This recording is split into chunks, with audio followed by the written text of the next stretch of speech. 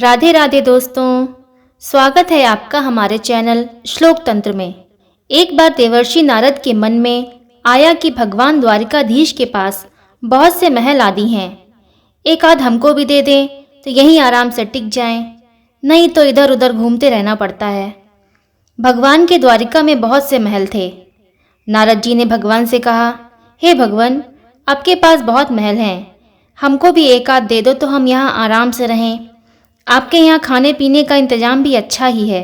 भगवान ने सोचा, यह तो मेरा भक्त है, पर यह कैसी बातें कर रहा है। यह विरक्त सन्यासी है।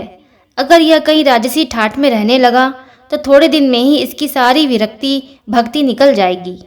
हम अगर सीधा ना करेंगे तो यह बुरा मान जाएगा, लड़ाई झगड़ा करेगा। भगवान ने चतुराई से काम लिया। नारद से कहा, जाकर देख लो, जिस मकान में जगह खाली मिले वही तेरे नाम कर देंगे। नारद जी वहाँ से चले। भगवान की तो 16,108 रानियां थीं और प्रत्येक के 11-11 बच्चे भी थे। यह द्वापर युग की बात है। सब जगह नारद जी घूम आए, लेकिन कहीं एक कमरा भी खाली नहीं मिला।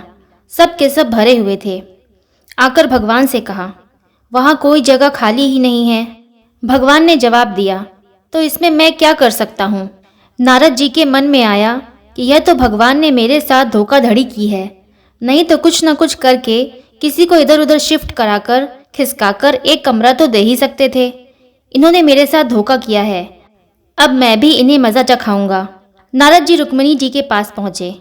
रुक्मिणी जी ने नारद जी की आवभगत की, बड़े प्रेम से रखा। उन दिनों भगवान सत्यभामा जी के यहाँ रहते थे। एक आध दिन बीता तो नारद जी ने उनको दान की कथा सुनाई। स्वयं सुनाने वाले नारद जी दान का महत्व सुनाने लगे। जिस चीज़ का दान करोगे वही चीज़ तुम्हें आगे मिलेगी।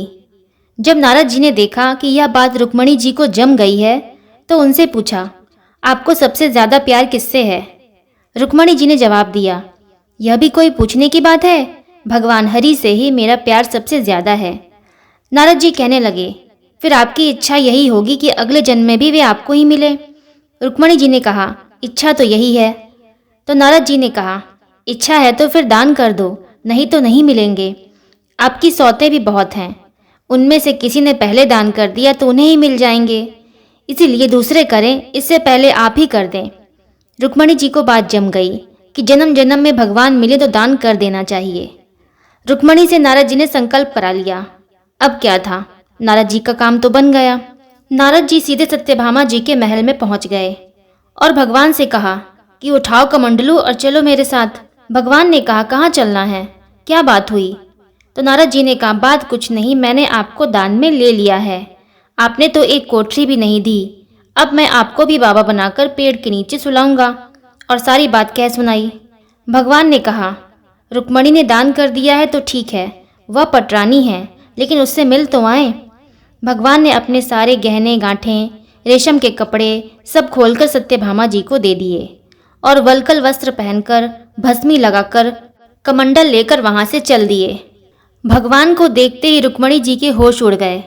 उन्होंने पूछा, क्या हुआ भगवान। तो भगवान ने पूछा, पता नहीं, नारद कहता है कि तुमने मेरे को दान में दे दिया है। रुक्मिणी ने कहा, लेकिन वे कपड़े गहने कहाँ गए। उत्तम केसर को छोड़कर आपने यह भस्मी क्यों लगा ली है।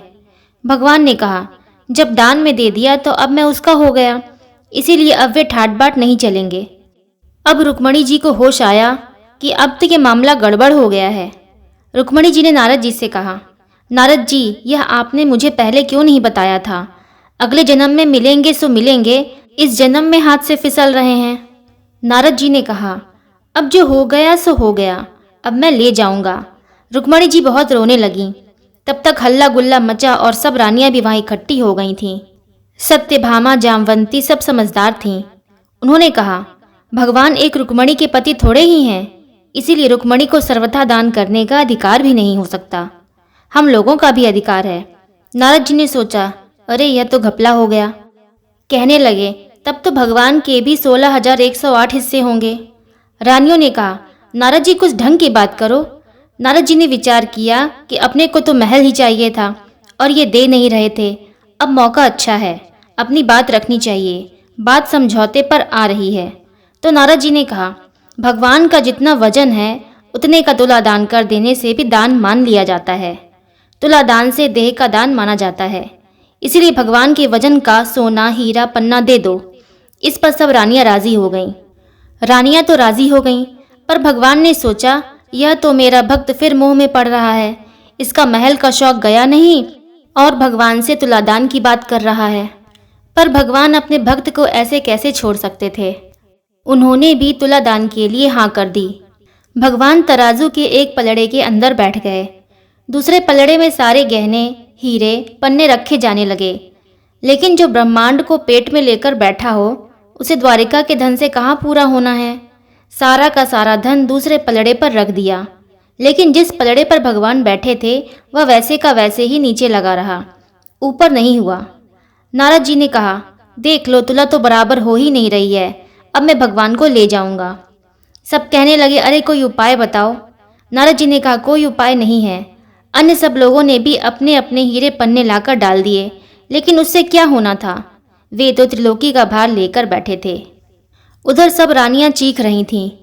नारद जी प्रसन्नता के मारे इधर उधर टहलने लगे। भगवान ने धीरे से रुक्मणी जी को बुलाया। रुक्मणी जी ने कहा, भगवान कुछ तो हल निकालिए, देखिए हम सब लोगों का क्या हाल हो रहा है। भगवान ने कहा, ये सब हीरे पन्ने निकाल लो। तुलसी का एक पत्ता और सोने का एक छोटा सा टुकड़ा इस पलड़े में रख दो। रुक्मणी जी ने वैसा ही किया जैसा भगवान ने बताया था।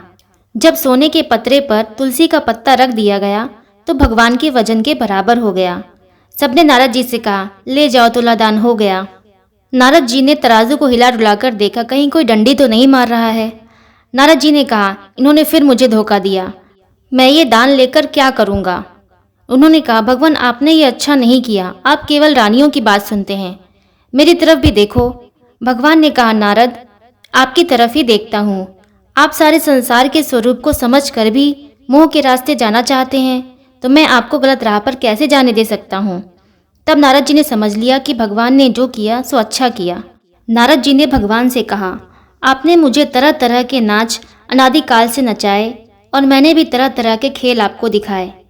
कभी मनुष्य, कभी गाय इत्यादि पशु, कभी इंद्र, वरुण आदि संसार में कोई ऐसा स्वरूप नहीं जो 84 के चक्कर में किसी न किसी समय में हर प्राणी ने नहीं भोग लिया। अनादिकाल से यह चक्कर चल रहा है। सब तरह से आपको खेल दिखाया। आप मेरे को ले जाते रहे और मैं खेल करता रहा। अगर आपको मेरा कोई खेल पसंद आ गया हो तो आप राजा हैं और मैं ब्राह्मण, मुझे कुछ इनाम देना चाहिए। वह इनाम यही चाहता हूँ कि मेरे शोक मोह की भावना निवृत्त होकर मैं आपके परम धाम पहुँच जाऊँ। और यदि आपको मेरा खेल पसंद नहीं आता है तो आप राजा हो, हुक्म करो कि इसे निकाल दो और कहो कि इसे संसार की नृत्यशाला में कभी नहीं आना है। यह भी मेरी मुक्ति है। भगवान बड़े प्रसन्न होकर तराजू से उठे और नारद जी को छाती से लगाया और कहा, आपकी मुक्ति तो निश्चित है। जय श्री राधे।